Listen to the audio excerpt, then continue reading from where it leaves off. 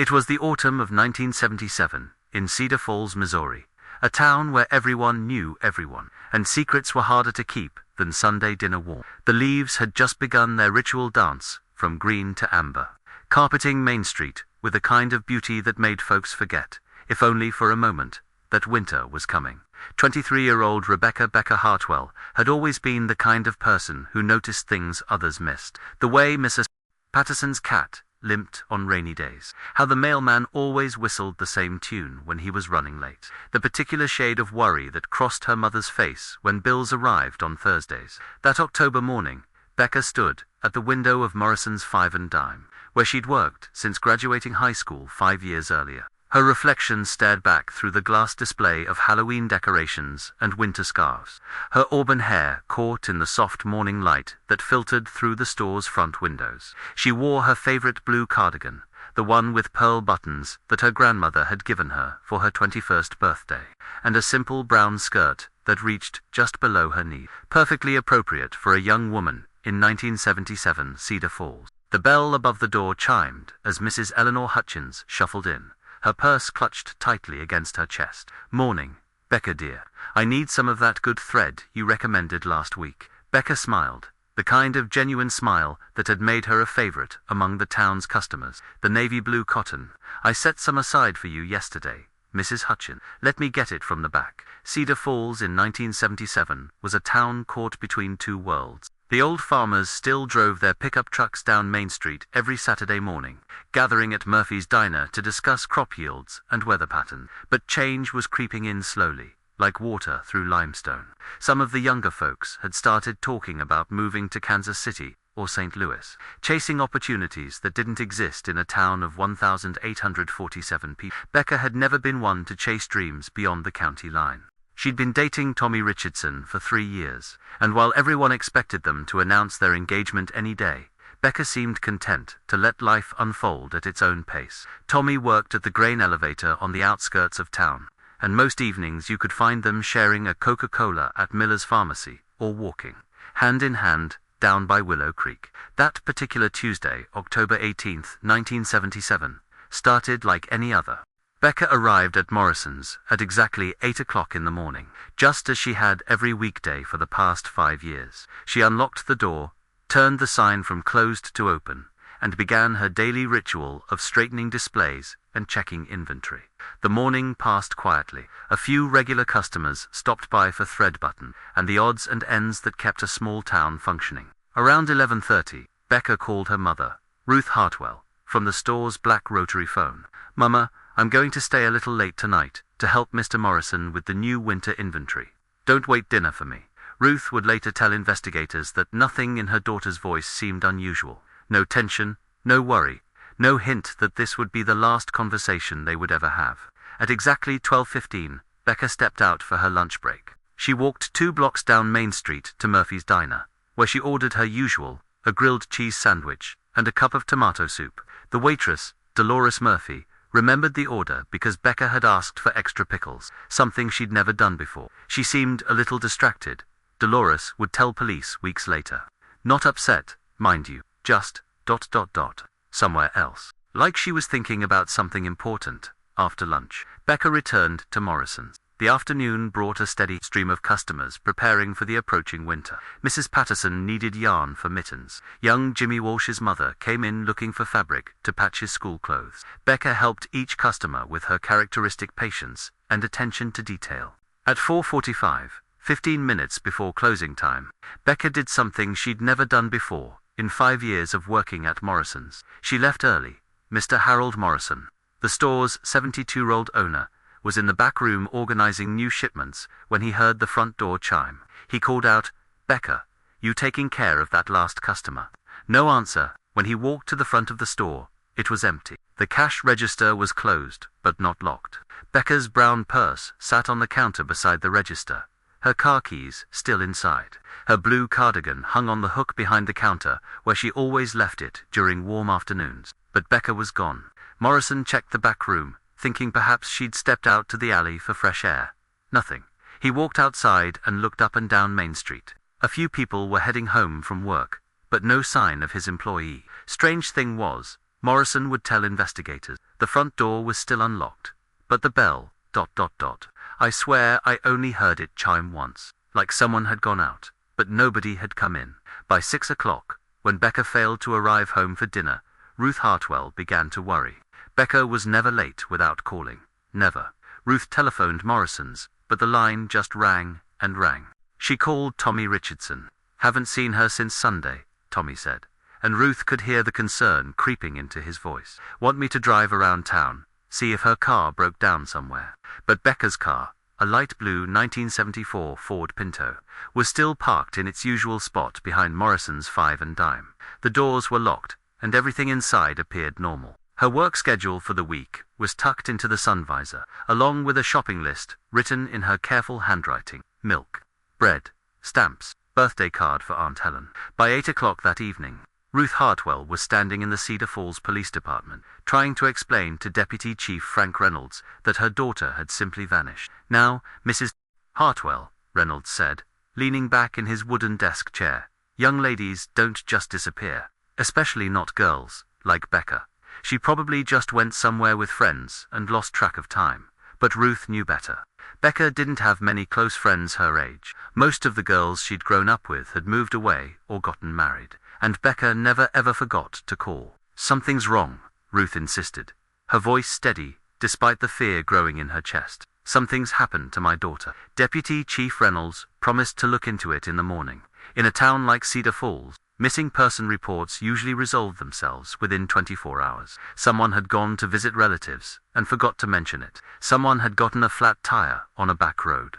Someone had simply needed a night away from routine. But as the hours stretched into that first night, and then into the second day, it became clear that Becca Hartwell's disappearance was unlike anything Cedar Falls had ever experienced. She had left her purse, her keys, her car, and her life behind, stepping out of Morrison's Five and Dime and into a mystery that would haunt the town for decades to come. The last person to see Becca was 10-year-old Sarah Coleman, who was walking home from school that Tuesday afternoon. Sarah told her parents she'd seen the pretty lady from the store standing on the sidewalk outside Morrison, looking up at the sky like she was watching for something.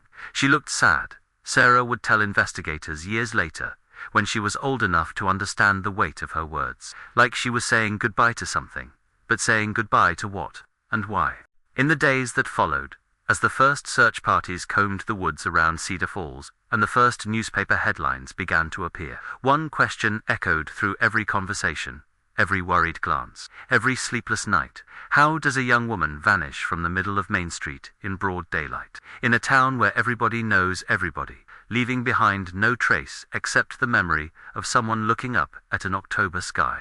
The search for Rebecca Hartwell began at dawn on October 20th, 1977, 48 hours after she had vanished from Morrison's Five and Dime. The morning air carried the sharp bite of approaching winter, and a thin layer of frost covered the pickup trucks that gathered in the parking lot behind Cedar Falls Elementary School. Deputy Chief Frank Reynolds stood before a crowd of nearly 200 volunteers, more people than had gathered in one place since the county fair 3 months earlier. Farmers in worn denim jackets stood beside shop owners in pressed slacks. High school students clutched thermoses of coffee while their teachers organized into search groups. Even Pastor Williams from the Baptist Church had closed Wednesday morning services to join the effort. "We're going to cover every inch of ground within a 10-mile radius," Reynolds announced, his breath visible in the cold air. "We'll work in teams of 4, stay within shouting distance of each other.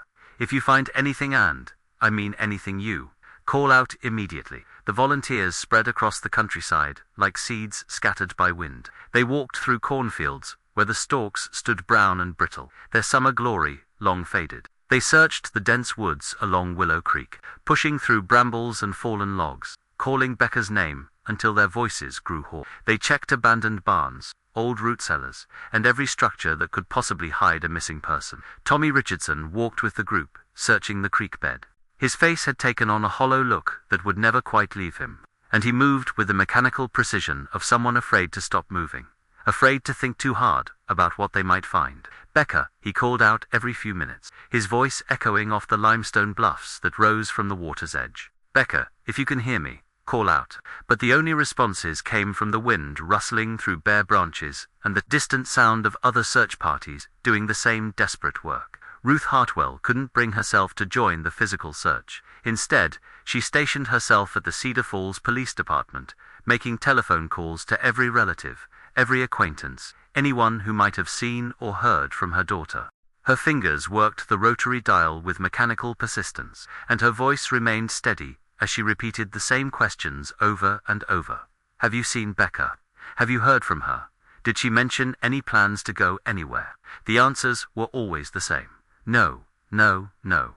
As the first week passed, the initial urgency began to give way to a different kind of tension. The daily search parties grew smaller. People had jobs to return to, families to feed, responsibilities that couldn't wait indefinitely for a mystery to solve itself. But some continued.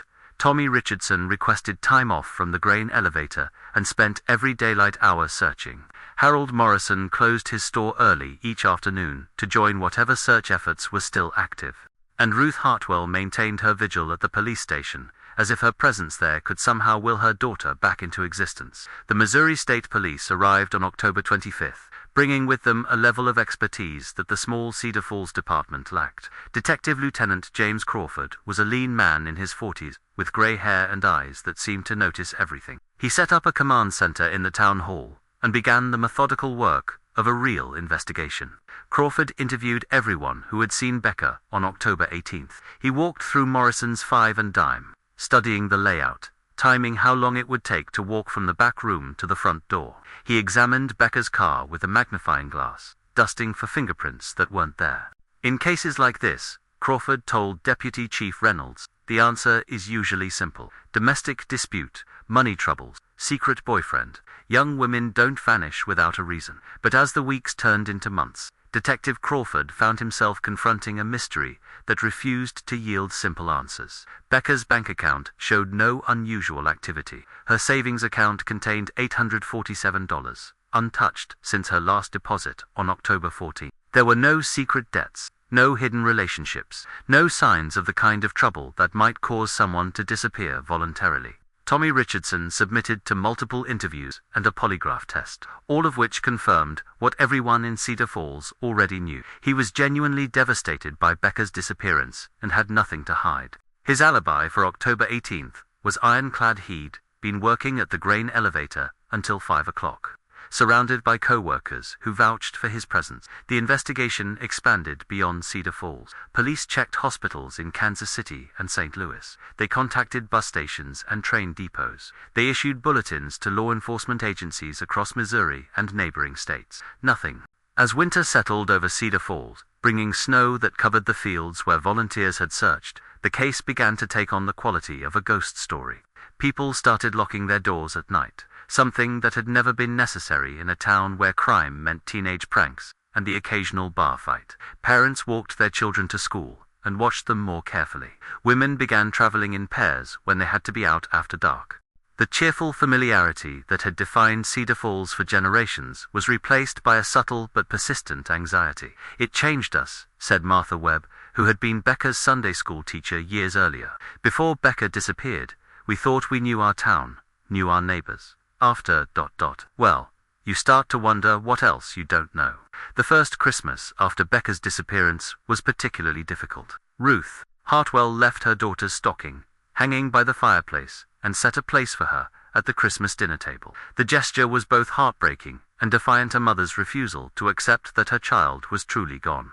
Tommy Richardson struggled through the holidays with the help of his family and Pastor William. He'd planned to propose to Becca on Christmas Eve, and the engagement ring he'd bought still sat in his dresser drawer, a painful reminder of a future that would never come. By spring of 1978, the official search efforts had largely ceased. Detective Crawford returned to Jefferson City, leaving behind a file box full of witness statements, photographs, and dead ends. He promised to follow up on any new leads, but privately, he'd begun to fear that the Becca Hartwell case would join the ranks of unsolved disappearances that haunted law enforcement careers. The town began the slow process of trying to return to normal, but normal would never be quite the same.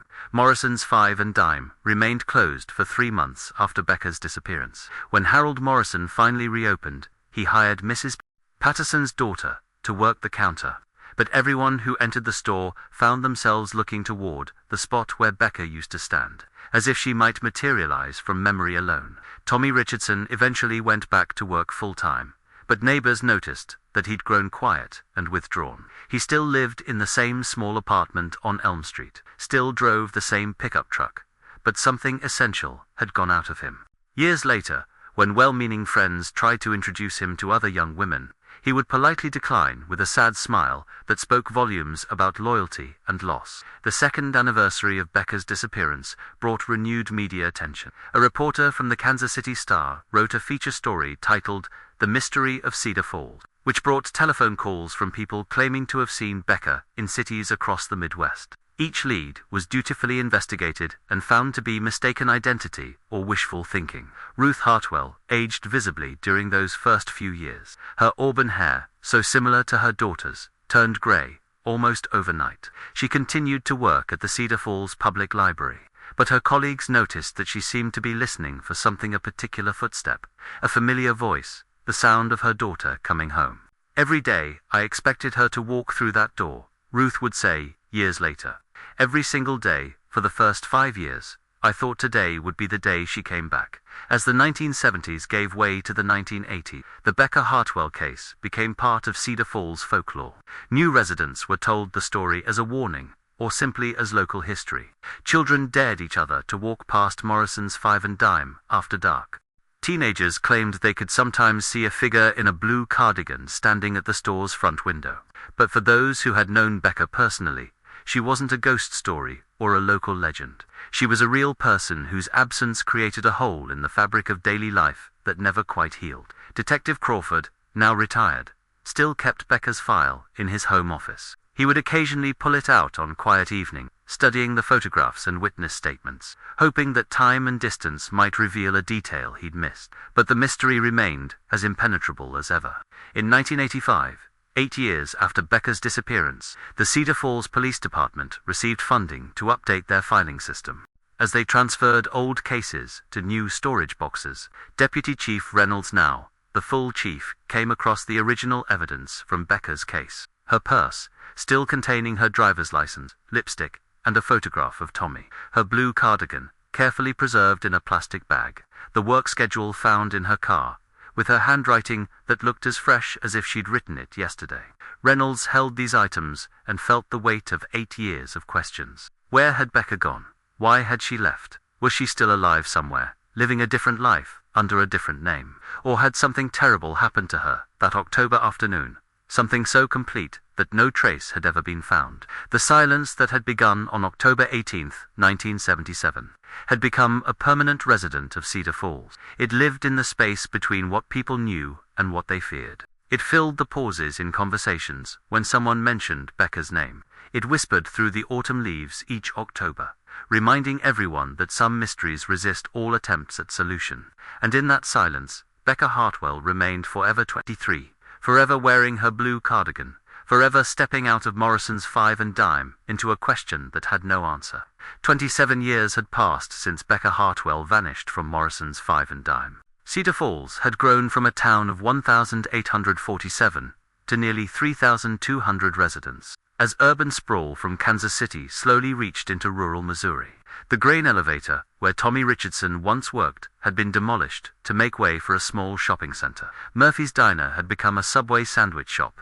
Even Main Street bore little resemblance to the quiet thoroughfare where Becca had walked to lunch on that October day in 1977. But some things remained unchanged. Morrison's Five and Dime still stood on the corner of Main and Cedar, though it had been converted into an antique store called Yesterday's Treasures. Harold Morrison had passed away in 1998, and his building had changed hands twice before being purchased by Janet Coleman, the same Janet who had been 10-year-old Sarah. Coleman, when she'd given the last known sighting of Becca Hartwell. It was Janet who made the discovery that would finally break the decades of silence. On November 15, 2004, a Monday morning when the first serious snow of the season had begun to fall, Janet was preparing to renovate the small storage room behind the main shop. The room had been used for overflow inventory by the antique store's previous owner, but Janet wanted to convert it into a workshop for furniture restoration. "I'd been putting off that room for months," Janet would later tell investigators. It was cramped and dusty, full of old boxes and junk that nobody wanted to deal with. But winter was coming, and I needed the space. The storage room was a cramped space, perhaps 8 feet by 10 feet, tucked behind what had once been the main sales floor of Morrison's Five and Dime. During Becca's time working there, the room had served as extra storage for seasonal merchandise and office supplies. A single bare bulb hanging from the ceiling provided the only light. Janet began the tedious work of clearing out the accumulated debris. Boxes of Christmas decorations from the 1980s, dusty furniture that had been deemed unsellable, stacks of old newspapers and magazines that someone had apparently been saving for reasons long forgotten. As she worked deeper into the room, moving aside a heavy wooden cabinet that had probably been there since the building's construction in the 1940s, Janet noticed something odd about the wall behind it. The wallpaper was different, while the rest of the storage room was covered in faded green wallpaper with small flowers. The section behind the cabinet showed a strip of different paper, pale blue with tiny white dots. It was the kind of detail that most people would overlook. But Janet had spent 2 years restoring old buildings, and she'd developed an eye for such inconsistencies. It was like someone had patched a section of wall and used whatever wallpaper they had on hand, she remembered. But the patch was too neat, too deliberate. It looked like someone had carefully cut out a section and replaced it. Curious, Janet ran her fingers along the edges of the blue wallpaper. The seam was nearly invisible, but she could feel where the different papers met. On impulse, she used a utility knife to carefully score along the edge of the blue section. The wallpaper peeled away easily, as if it had never been properly glued down. Behind the blue wallpaper was a small rectangular hole in the wall, perhaps 6 inches wide and 4 inches tall. The hole had been carefully cut through the drywall, and something had been placed inside the wall cavity. Janet retrieved a flashlight from her toolbox and peered into the opening. What she saw made her heart skip several beats. It was an envelope, a white business envelope, yellowed with age, but still intact. Someone had hidden it inside the wall and covered the opening with carefully matched wallpaper. With trembling hands, Janet pulled the envelope from its hiding place. It was sealed, and written across the front, in faded blue ink, was a single word: Becca. Janet Coleman stood in that dusty storage room, holding an envelope that had been hidden for nearly 3 decades, and felt the weight of her town's greatest mystery pressing down on her shoulders. She knew, with absolute certainty, that she was holding something that would change everything. The snow continued to fall outside as Janet closed the antique store and drove straight to the Cedar Falls Police Department. Chief of Police, Margaret Torres, who had taken over from Frank Reynolds in 1995, was a nonsense woman in her 50s who had heard about the Becca Hartwell case, but had never worked on it directly. Mrs. Coleman, Chief Torres said, as Janet placed the envelope on her desk, "Before we go any further, I need to ask if you opened this." "No," Janet replied. "I brought it straight here." I recognized the handwriting. Chief Torres raised an eyebrow. "You recognized it. It's Harold Morrison's handwriting. I used to help him with inventory when I was a teenager, working summer jobs. He always wrote very carefully, with those distinctive loops on his B's and G's. This is definitely his writing." The envelope was photographed from every angle before Chief Torres carefully opened it. Inside was a single sheet of paper, also yellowed with age, covered in Harold Morrison's careful handwriting. The letter was dated October 20th, 1977, 2 days after Becca's disappearance. As Chief Torres read the letter aloud, Janet felt the room grow cold, despite the heating system working overtime against the November weather. "If anyone finds this," the letter began, "it means I couldn't live with the secret anymore, and I've probably gone to meet my maker. What happened to Becca Hartwell wasn't what anyone thinks, and it's eaten at me every day since." The letter went on to describe events that had never appeared in any police report, witness statement, or newspaper article. According to Harold Morrison's written confession, Becca hadn't simply vanished from his store that October afternoon. She had discovered something she wasn't supposed to see. Morrison had been struggling financially for years, a fact he'd hidden from everyone in Cedar Falls. The Five and Dime, which appeared to be a thriving local business, was actually on the verge of bankruptcy. To keep the store afloat, Morrison had been accepting cash payments from a man named Vincent Carlucci, who used the store's back room to store boxes of merchandise that weren't exactly legal. "I never asked what was in those boxes," Morrison had written. "I told myself it was probably just cigarettes or liquor, maybe some goods that had fallen off a truck. Nothing too serious. Nothing that would hurt anybody. I just needed the money to keep the store open. On October 18, 1977, Becca had returned from lunch earlier than usual and walked into the back room to find Morrison and Carlucci in heated discussion over several opened boxes. The boxes contained something that made Becca's face go white with shock. Morrison's letter didn't specify exactly what Becca had seen, but it was enough to make Carlucci declare that she knew too much and couldn't be allowed to talk. I tried to reason with him, Morrison wrote. I told him Becca was a good girl, that she wouldn't say anything if we asked her not to. But Carlucci said it was too risky. He said he had too much invested to let some small-town girl ruin everything. What happened next, according to Morrison's confession, was neither planned nor violent. Carlucci had grabbed Becca's arm and told her she was coming with him. Becca had protested, saying she needed to finish her work shift, that people would notice if she was gone. That's when Carlucci got the idea, Morrison wrote. He told Becca to leave her purse and sweater behind, to make it look like she'd stepped out for just a minute. He said if she cooperated, if she came quietly, he'd make sure she was taken somewhere safe until he could figure out what to do. Morrison claimed that he'd believed Carlucci's promise. He'd convinced himself that Becca would be kept safe somewhere for a few days, maybe a week, until Carlucci finished his business in Cedar Falls and moved on. Then she would be released, and life would return to normal. I was a fool, the letter continued. I should have called the police the moment Carlucci walked into my store. I should have protected that girl. Instead, I watched him lead her out the back door, and I told myself everything would be fine. But as days turned into weeks, and weeks turned into months, it became clear that Carlucci's definition of safe was very different from Morrison's. Becca never returned. Carlucci disappeared from Cedar Falls, leaving no trace of where he'd gone or what he'd done. Morrison had spent the remaining years of his life carrying the weight of his silence. He'd participated in the search efforts, knowing they were futile.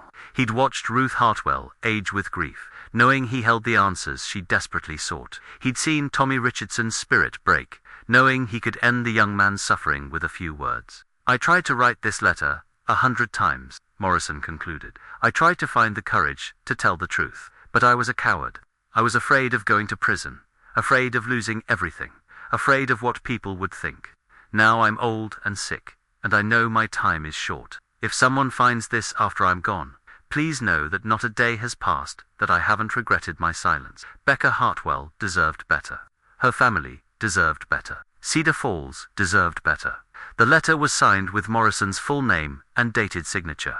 Chief Torres set the letter down carefully and looked at Janet Coleman, who was sitting in stunned silence. Mrs. Coleman, the chief said quietly, you've just solved the oldest case in Cedar Falls history.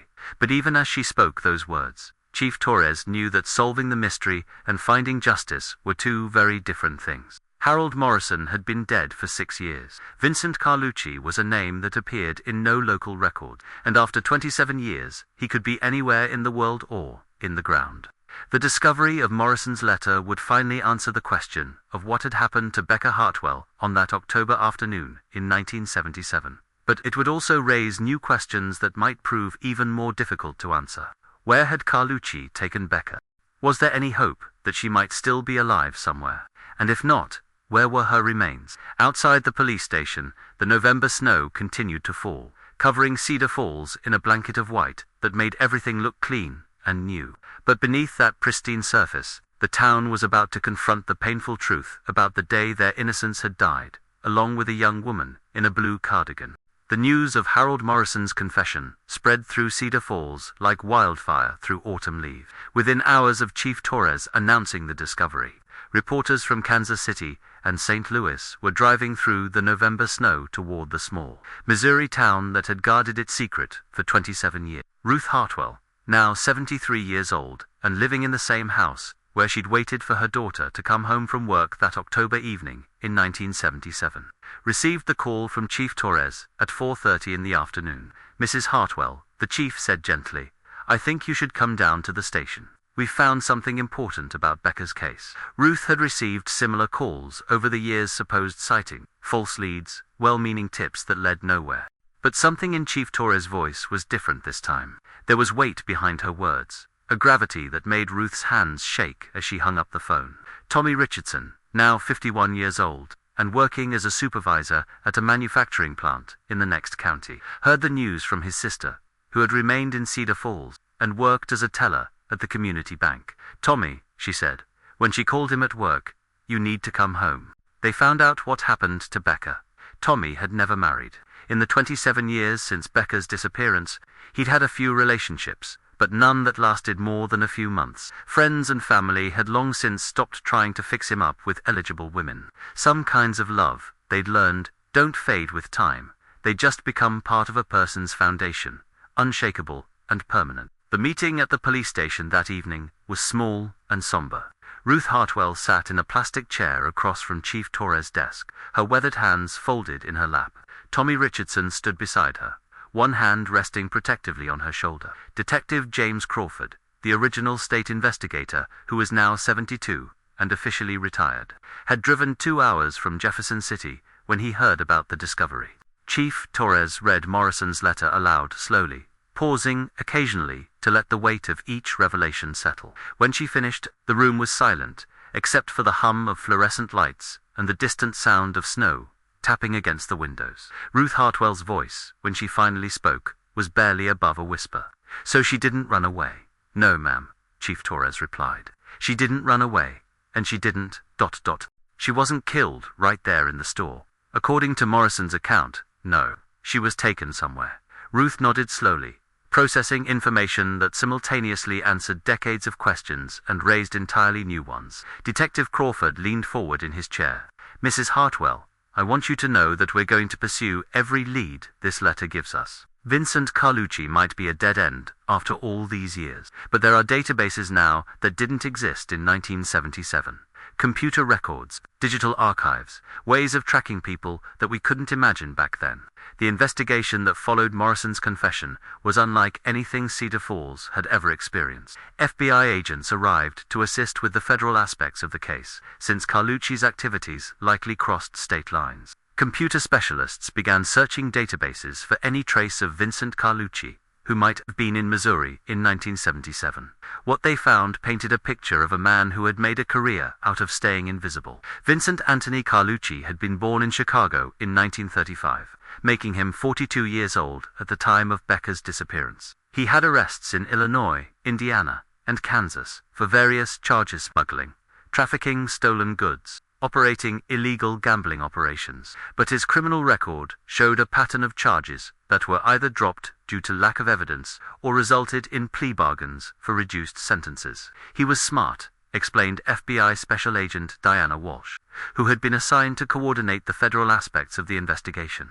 He never stayed in one place long enough to build a strong case against him. He'd move into a small town, set up some kind of operation using local business people who needed money, run it for a few months, then disappear before law enforcement could build a solid case. The trail of Vincent Carlucci's movements showed him working his way across the Midwest throughout the 1970s. He'd been arrested in Topeka, Kansas in 1976 for possession of stolen electronics. He'd been questioned in connection with a cigarette smuggling operation in Joplin, Missouri in early 1977. And then, after October 1977, Vincent Carlucci seemed to vanish from official records entirely.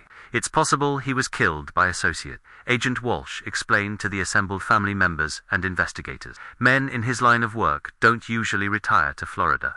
But it's also possible he went underground, changed his identity, started over somewhere with a new name. The search for answers led investigators to interview dozens of people who had lived in Cedar Falls in 1977.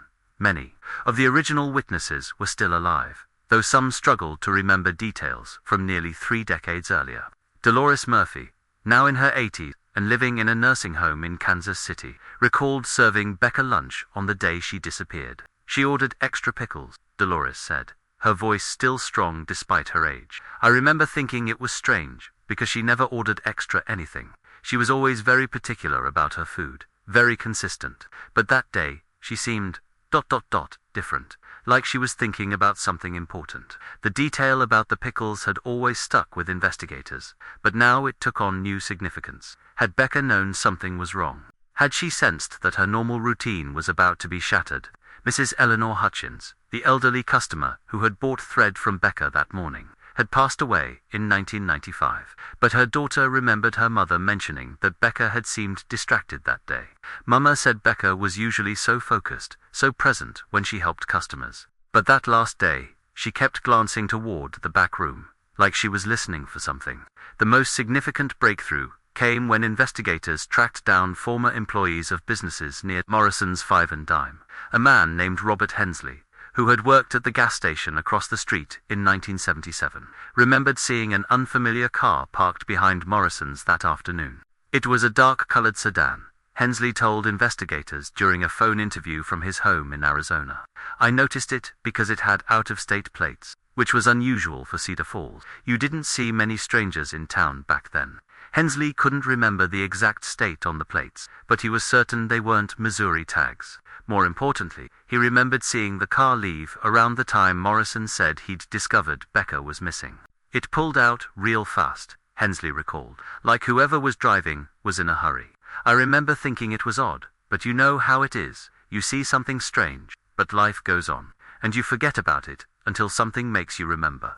The investigation also revealed that Morrison's financial troubles had been more severe than anyone realized. Bank records showed that the Five and Dime had been behind on its loan payments for over a year before Becca's disappearance. Morrison had taken out a second mortgage on his home and had borrowed money from relatives to keep the store afloat. He was desperate, Detective Crawford observed. Desperate enough to make a deal with someone like Carlucci, even if he didn't fully understand what he was getting into. As winter deepened and the investigation continued, one question dominated every conversation, every theory, every sleepless night. What had ultimately happened to Becca Hartwell?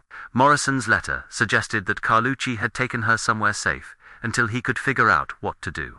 But Agent Walsh's experience with men like Carlucci led her to a grimmer conclusion. In cases like this, when someone witnesses criminal activity and is seen as a threat, the outcome is usually predictable, she told Chief Torres during a private conversation. Carlucci couldn't risk letting her go. She could identify him, describe his operation, testify against him. From his perspective, she was a liability that needed to be eliminated. But eliminated how and where? The FBI brought in specialists to search the areas around Cedar Falls where Carlucci might have taken Becca. Ground-penetrating radar was used to examine sites near the old grain elevator, the abandoned farm buildings on the outskirts of town, and the limestone caves that dotted the countryside. Nothing was found. As the investigation entered its third month, a tip came from an unexpected source. A woman named Patricia Morland called the FBI hotline from her home in Phoenix, Arizona. She had seen the news coverage of the Becca Hartwell case and recognized Vincent Carlucci's name. I knew him, Patricia told Agent Walsh during a lengthy phone interview. Back in the late 70s, I was a cocktail waitress in Vegas. Vince used to come through town every few months, always with cash, always staying in nice hotels. He told me he was in import-export, but I knew better. Girls like me. We learned to recognize guys who were in that kind of business. Patricia's relationship with Carlucci had been brief and primarily physical, but she remembered details that proved crucial to the investigation. He had this thing about caves, she said. He was always talking about how caves were perfect for storage because they stayed the same temperature year-round, and nobody ever looked in them. He said he'd hidden things in caves all over the Midwest, stuff that would never be found unless someone knew exactly where to look. This information sent investigators back to the limestone cave systems around Cedar Falls with renewed urgency. Missouri was honeycombed with caves, some mapped and explored, others known only to local hunters and adventurers. On March 3, 2005, nearly 4 months after the discovery of Morrison's letter, a team of cave specialists found something in a remote cavern 12 miles northeast of Cedar Falls. The cave entrance was hidden behind a screen of brush and fallen rocks, accessible only to someone who knew it was there. Inside, in a chamber about 50 feet from the entrance, investigators found the remains of what appeared to be a makeshift campsite from the 1970s. There were rusted cans of food, rotted blankets, and a small pile of women's clothing that included a brown skirt and white blouse that matched the description of what Becca had been wearing on the day she disappeared. Most significantly, they found a small silver locket on a chainer locket that Ruth Hartwell immediately identified as the one she'd given Becca for her 20th birthday. The clothing and locket were sent to the FBI laboratory for analysis. DNA testing, which hadn't existed in 1977, confirmed what everyone already suspected. Becca Hartwell had been in that cave, but her remains were not found. Investigators theorized that Carlucci had initially kept Becca alive in the cave, perhaps hoping to figure out a way to release her safely. But at some point, for reasons that would never be known, he had moved her body to a different location. Vincent Carlucci himself was finally tracked down in April 2005, living under the name Victor Charles in a small town in Nevada. He was 70 years old, in poor health, and confined to a wheelchair due to complications from diabetes. When FBI agents arrived at his trailer to arrest him, Carlucci showed no surprise. He'd been expecting them for 28 years. "I wondered when you'd finally figure it out," he said, as they read him his rights. During the interrogation that followed, Carlucci admitted to his involvement in Becca's disappearance, but claimed he'd never intended for anyone to get hurt. "It was supposed to be simple," he told investigators. "Keep her out of the way for a few days, until I finished my business and got out of town." But she wouldn't stop crying, wouldn't stop asking to go home. She said people would come looking for her, that her boyfriend would call the police. Carlucci's version of events differed slightly from Morrison's account, but the essential facts remained the same. Becca had witnessed something she shouldn't have seen, and Carlucci had decided she was too great a risk to leave alive. "I gave her something to make her sleep," Carlucci admitted. "It was supposed to be temporary, just until I could figure out what to do. But I gave her too much. When I came back to the cave the next morning, she was gone." The medical examiner determined that Becca had likely died from an overdose of barbiturates within 24 hours of her disappearance. Carlucci claimed he'd buried her body in a remote location that he could no longer remember due to the passage of time and his deteriorating health. Multiple searches were conducted based on Carlucci's vague descriptions, but Becca's remains were never found. Vincent Carlucci died in federal custody in September 2005, before his case could go to trial. He took the exact location of Becca Hartwell's burial site to his grave. For Ruth Hartwell, now 74 years old, the revelation brought a mixture of closure and renewed grief. She finally knew what had happened to her daughter, but she would never be able to lay her to rest properly. "At least I know she didn't suffer for long," Ruth said during a press conference 6 months after Carlucci's death. "At least I know she didn't choose to leave us. She was trying to come home, and someone prevented her from coming home." Tommy Richardson, standing beside Ruth during that press conference, spoke publicly about Becca for the first time in 28 years. "Becca was the kind of person who always tried to do the right thing," he said, his voice steady despite the emotion in his eyes. "Even at the end, she was probably trying to figure out how to help Mr. Morrison without getting anyone in trouble. That's just who she was. She deserved so much better than what happened to her." The case of Rebecca Hartwell was officially closed in December 2005, but the story continued to resonate through Cedar Falls and beyond. The revelation that a beloved local businessman had been complicit in the town's greatest tragedy forced residents to confront uncomfortable truths about the people they thought they knew. Morrison's Five and Dime building was eventually demolished in 2007. In its place, the town built a small memorial garden with a bench and a plaque that read, "In memory of Rebecca Hartwell. 1950 for 1977. Beloved daughter, friend, and member of our community. Gone but never forgotten." Every October 18th, on the anniversary of Becca's disappearance, fresh flowers appear on the memorial bench. Sometimes they're placed there by Ruth Hartwell, who still lives in Cedar Falls and visits the memorial regularly. Sometimes they come from Tommy Richardson, who moved back to town after his retirement. But often, the flowers are left by people who never knew Becca personally, residents who have heard her story and been moved by the reminder that evil can wear a familiar face, that tragedy can strike even in the places we consider safest, and that the truth, however painful, is always preferable to the agony of not knowing.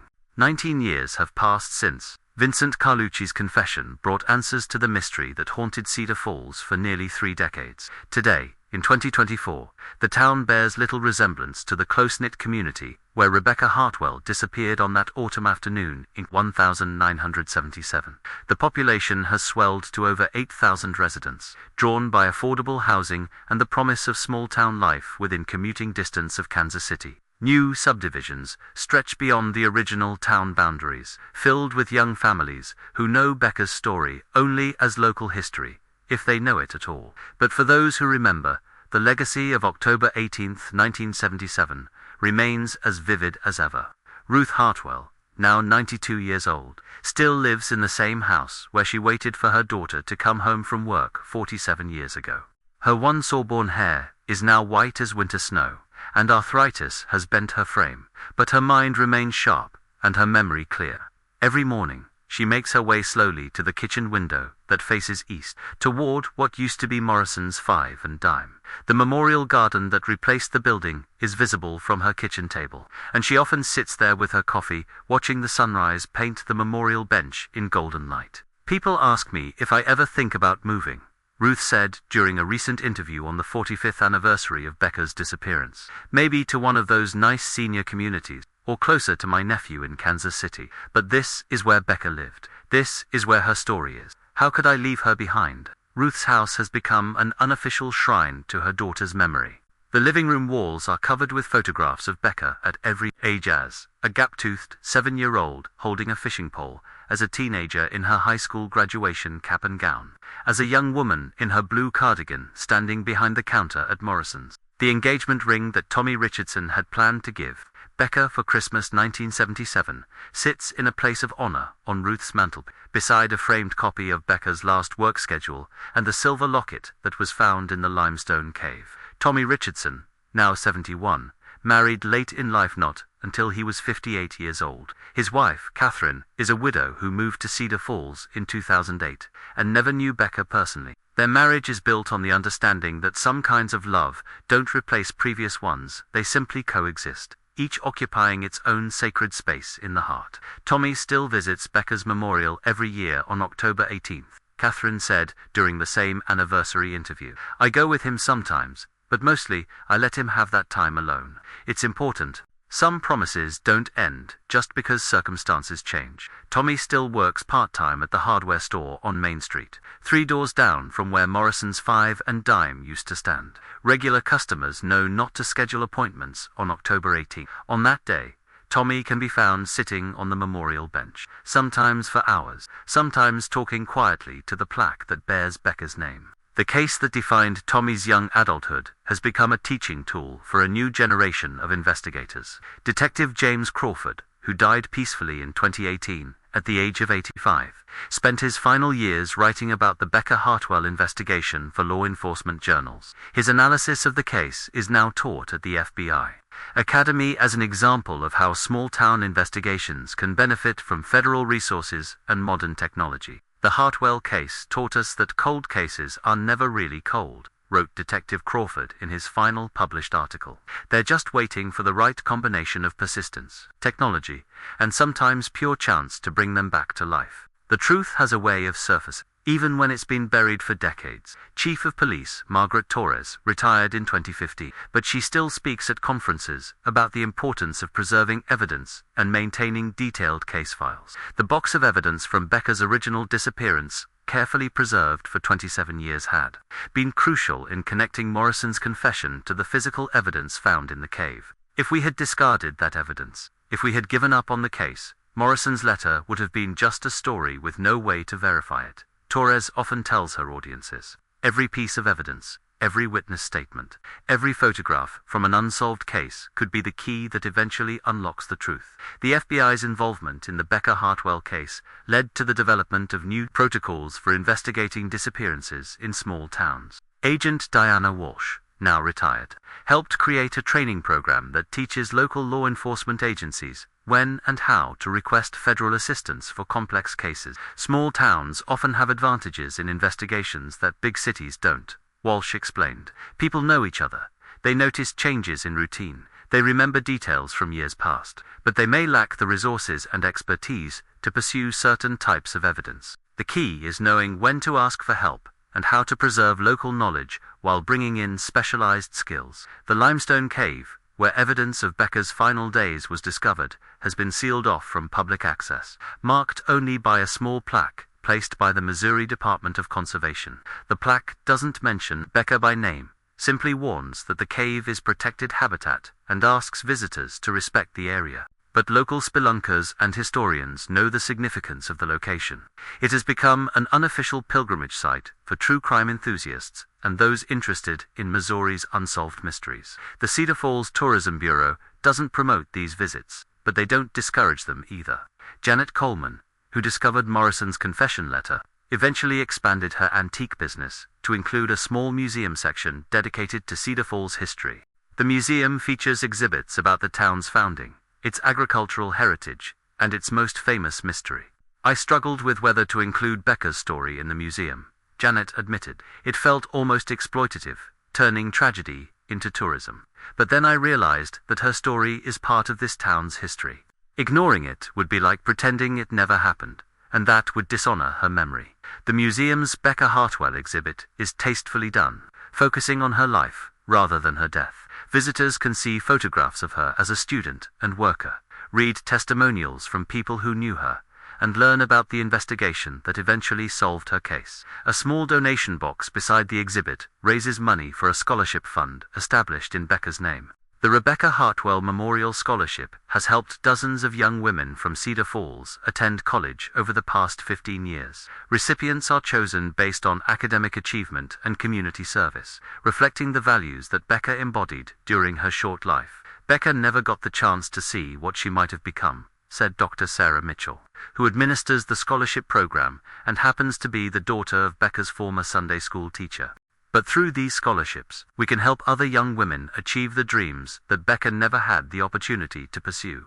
The impact of Becca's story extends far beyond Cedar Falls. Her case has been featured in true crime podcasts, documentary films, and television programs that explore cold cases and missing persons investigation. Each retelling brings new attention to the importance of never giving up on the missing, never accepting that some people simply vanish without explanation. In 2019, the Missouri State Legislature passed the Rebecca Hartwell Act, which requires law enforcement agencies to maintain evidence from unsolved disappearances for a minimum of 50 years and mandates annual reviews of cold cases using current technology and methods. Becca's case showed us that justice delayed doesn't have to mean justice denied, said State Representative Michael Torres, no relation to the former police chief who sponsored the legislation. "Families deserve answers, and communities deserve truth, even when that truth takes decades to emerge." The annual October 18th memorial service at Becca's Garden has evolved into a broader remembrance for all missing persons. Family members from across Missouri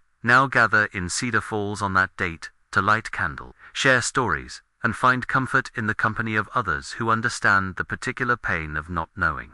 "Losing someone to death is terrible," said Maria Santos, whose brother disappeared in St. Louis in 2003 during last year's memorial service. "But losing someone to mystery, that's a different kind of grief. It never has a proper ending.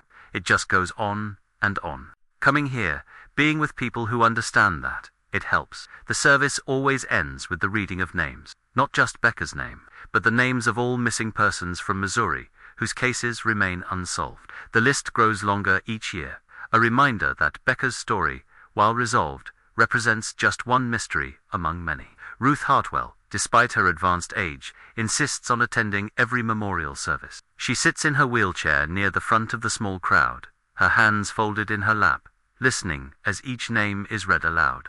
When the ceremony concludes, she always stays behind for a few extra minutes, sitting alone beside her daughter's memorial bench. "I used to wonder what I would say to Becca if I could see her again," Ruth said during her most recent interview. "I had so many questions, so many things I needed to know. But now I think I would just tell her that she's still loved, still remembered, still making a difference in the world." Her story taught us things we needed to learn about trust, about vigilance, about the importance of speaking up when something seems wrong. Tommy Richardson, despite his marriage and the passage of decades, still struggles with questions that have no answer. What might his life with Becca have looked like? What kind of mother would she have been?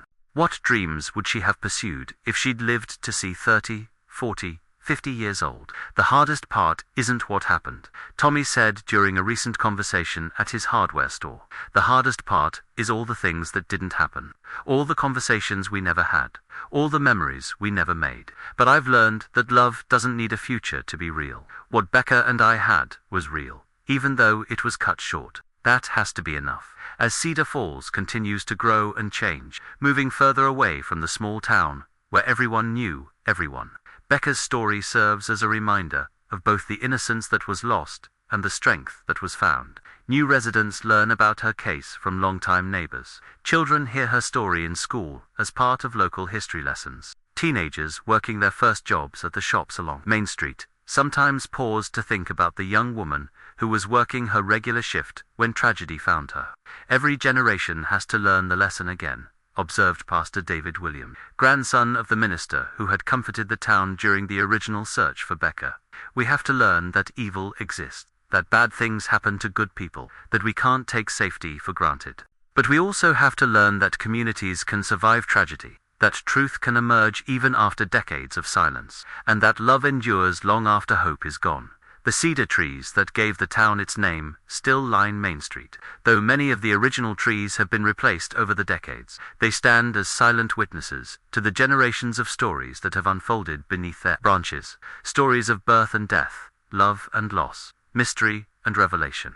Becca Hartwell's story is woven into the fabric of this place now, as permanent as the limestone beneath the soil, and as enduring as the Missouri River that flows past the town toward distant horizons. On quiet evenings, when the sun sets behind the memorial garden and the first stars appear in the darkening sky, it's easy to imagine that somewhere in the space between memory and hope, a young woman in a blue cardigan is finally, after 47 years, walking home. Sometimes, the stories that matter most are not the ones that end happily, but the ones that end truthfully. And sometimes, in the space between what was lost and what was found, communities discover strengths they never knew they possessed. In the end, Becca Hartwell's legacy is not just the mystery that was solved, or the justice that was delayed. It's the reminder that every person matters, every disappearance deserves investigation, and every family deserves answers, no matter how long those answers take to emerge. The silence that began on October 18, 1977, was finally broken by the discovery of truth. But the love that began long before that day continues still, carried forward by those who refuse to let Becca's memory fade into history. In Cedar Falls, Missouri, where everyone still knows everyone who matters, Rebecca Hartwell will always be 23 years old, forever beloved, forever missed, forever home.